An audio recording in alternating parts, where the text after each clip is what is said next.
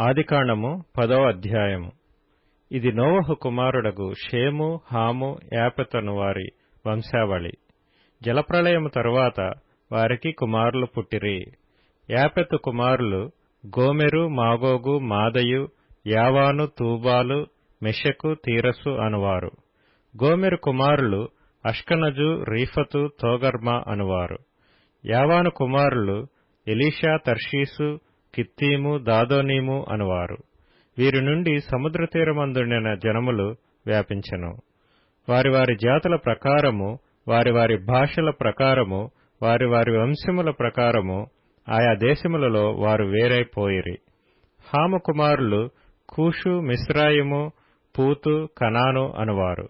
కూషు కుమారులు సెబా, హవీలా, సప్తా, రాయమా, సప్తక అనువారు.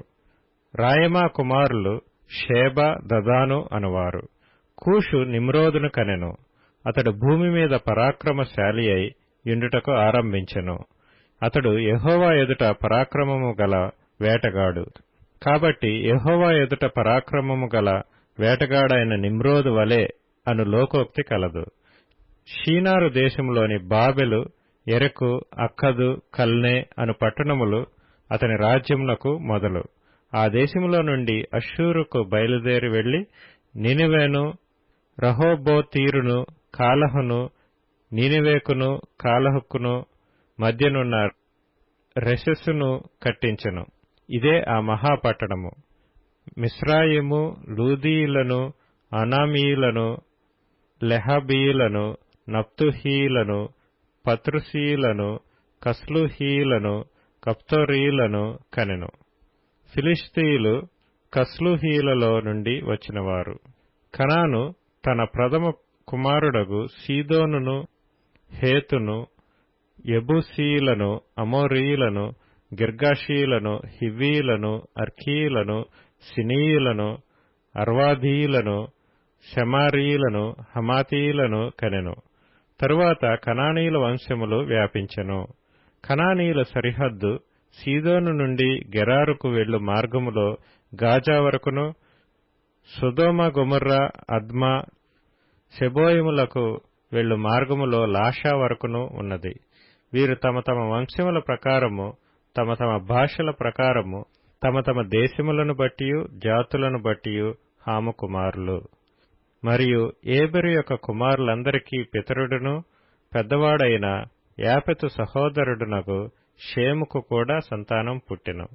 షేము కుమారులు ఏలాము, అష్షూరు, అర్పక్షదు, లూదు, అరాము అనువారు.